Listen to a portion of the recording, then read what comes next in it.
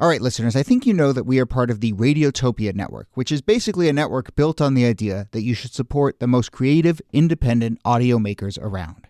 No one, and I mean no one, embodies the Radiotopia ethos more than Benjamin Walker and his show Theory of Everything.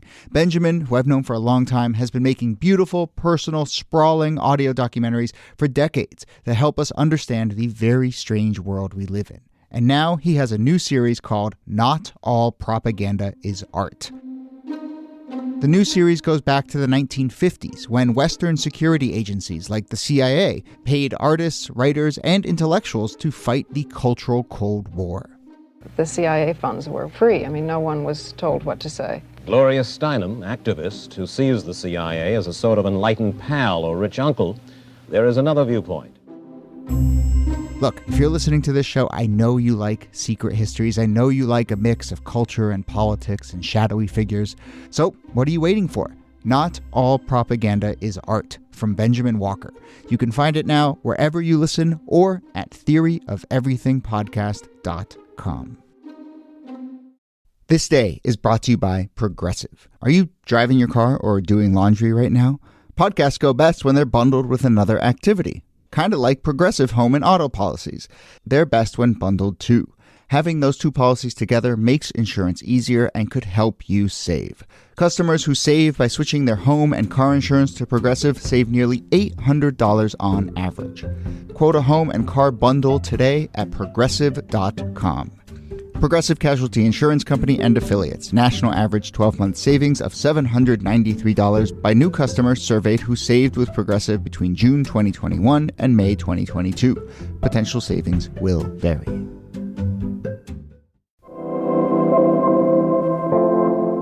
Hello and welcome to This Day in Esoteric Political History from Radiotopia. My name is Jody Avirgan. This day, November 4th, 1992, Carol Moseley-Braun is the first in a whole long list of categories. Because the previous day, Moseley-Braun had won a Senate election in Illinois, and now she was, here we go, here's the list, the first black woman elected to the Senate, the first African-American U.S. Senator from the Democratic Party, the first woman to defeat an incumbent U.S. Senator in an election, and the first female U.S. Senator from Illinois.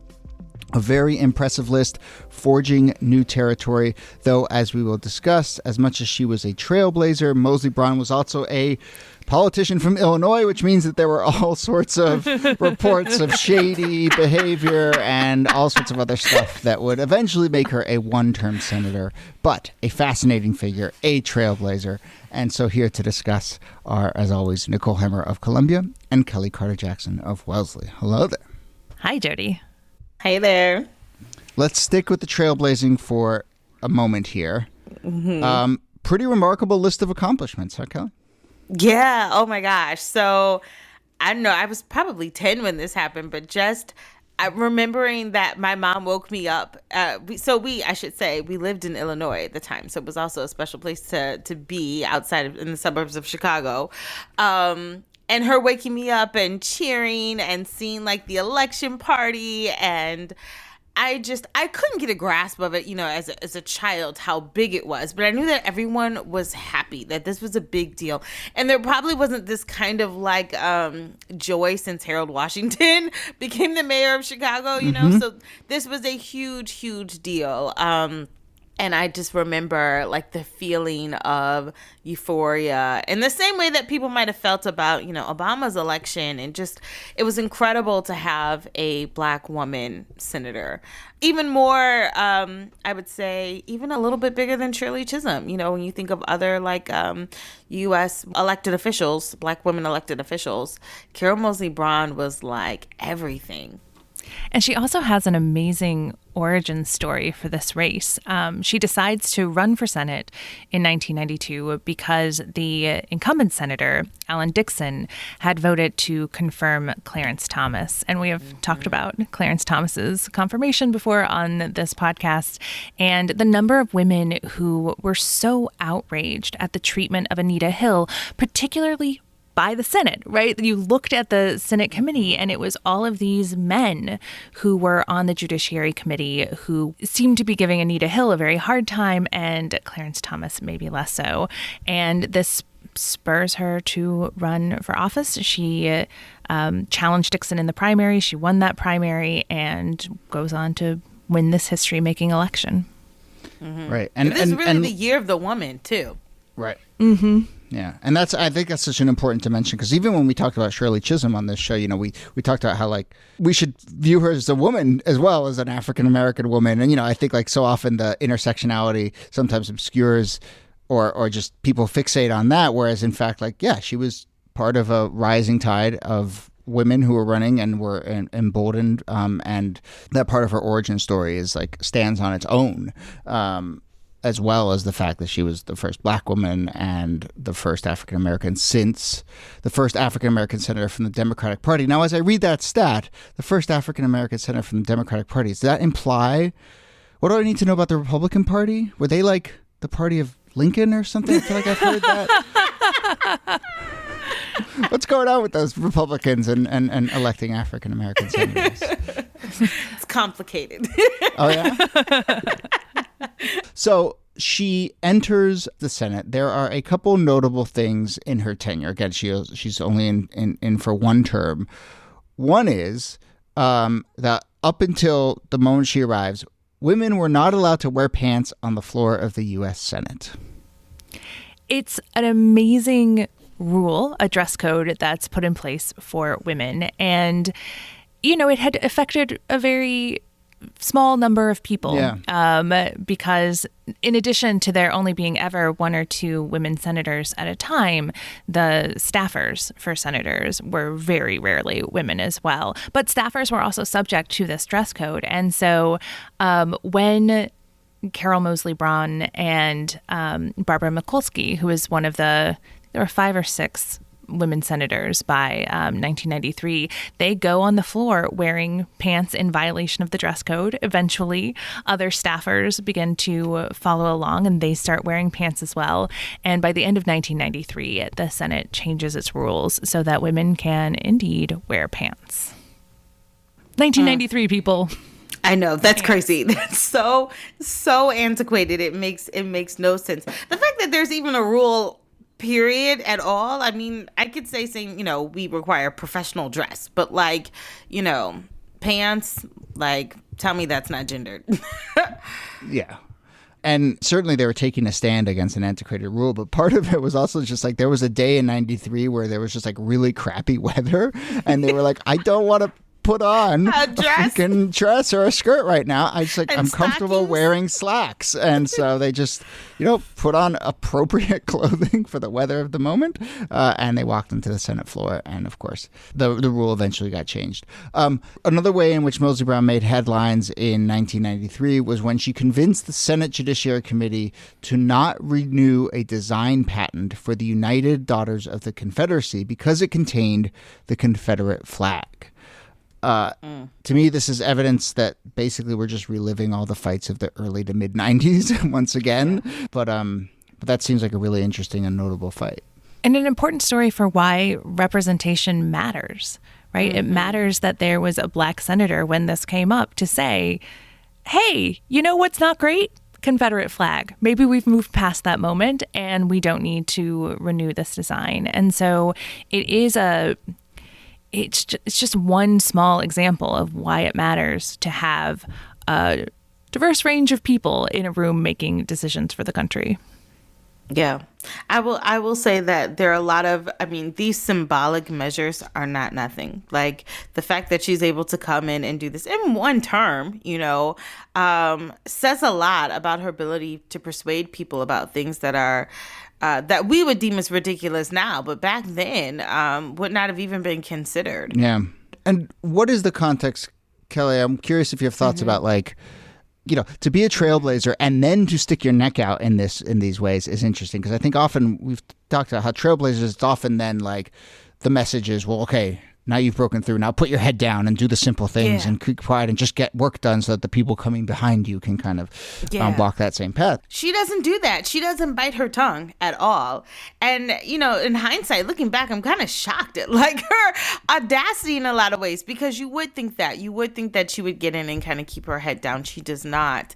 And I suppose if you believe that you're only going to get one shot at something, you might as well go down in a place of glory, or try to get as much as you possibly can, or at the very least speak truth to power in ways that other people are not going to. So, that's what she does all throughout her tenure, and it's kind of incredible. But I do think it becomes a double-edged sword, because after she leaves office, it's not for a very long time that we get another Black woman senator.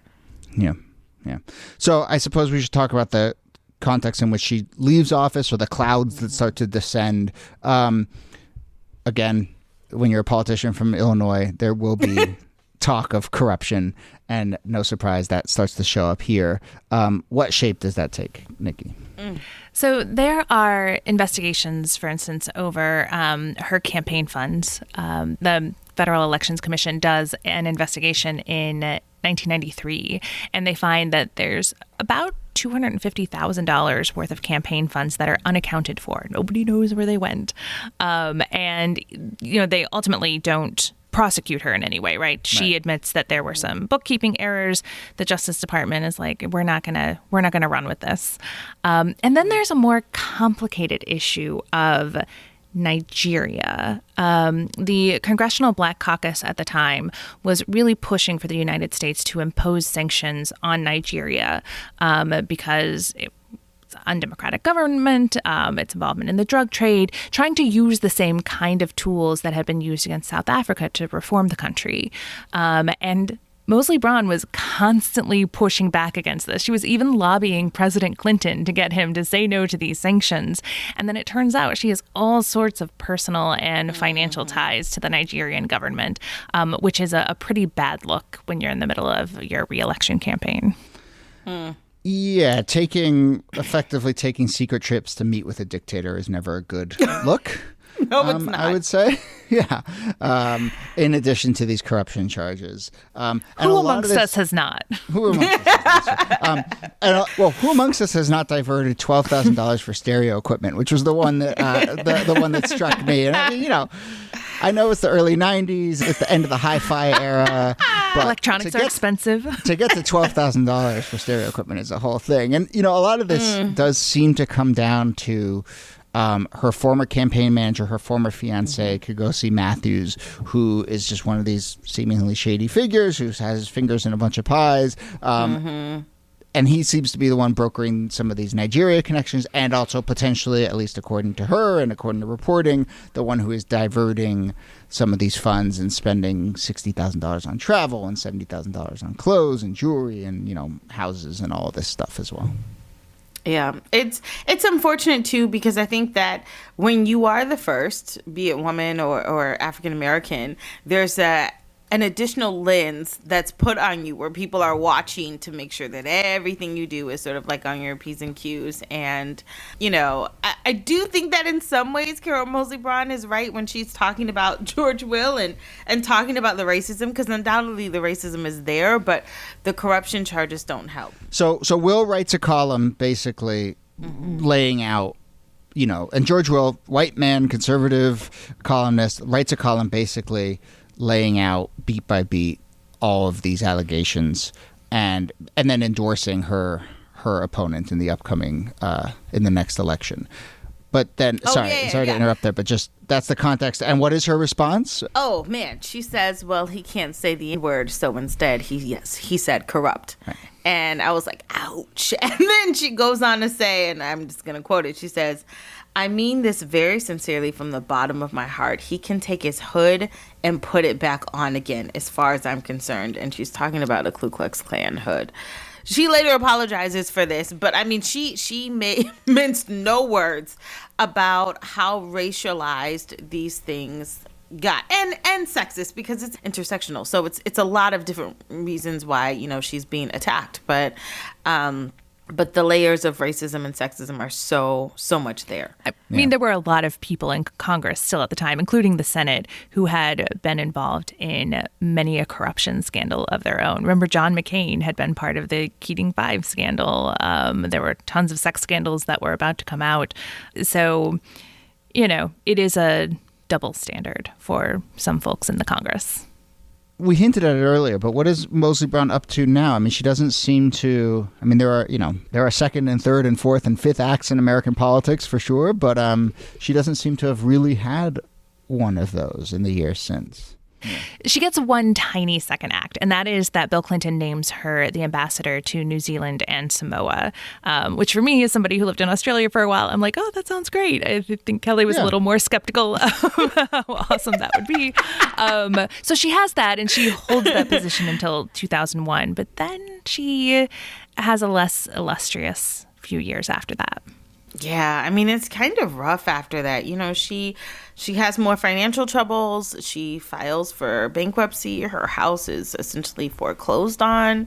In 2004, tries to run for the presidency, but doesn't get much traction with that. And then in 2011, she runs to be the mayor of Chicago and comes in 4th out of 6th place, which is kind of shocking because you would think someone of her stature, or at least previous stature, would at least be like top 2. But that doesn't happen.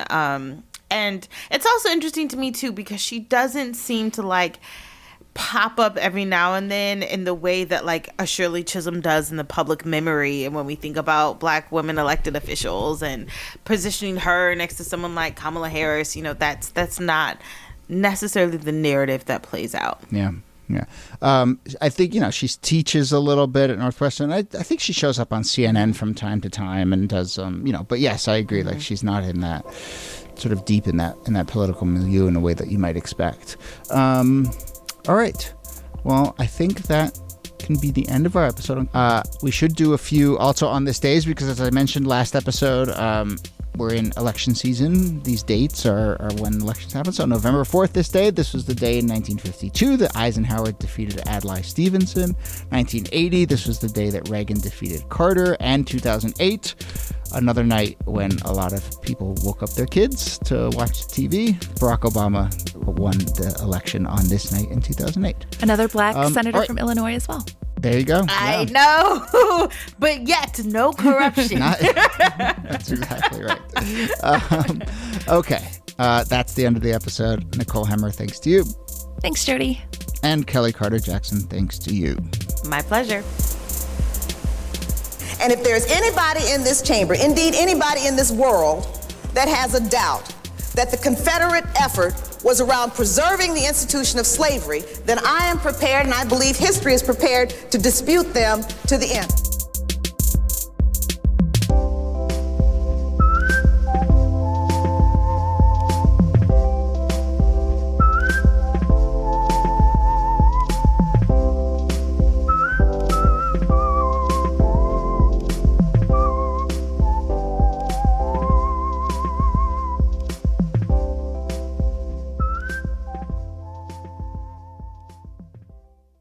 Support for This Day in Esoteric Political History comes from Odoo. If you feel like you're wasting time and money with your current business software or just want to know what you could be missing, then you'll need to join the millions of others who have switched to Odoo. Odoo is the affordable, all-in-one management software with a library of fully integrated business applications that help you get more done in less time for a fraction of the price. To learn more, visit odoo.com/thisday. That's odoo.com/thisday. Odoo, modern management made simple. Radiotopia. From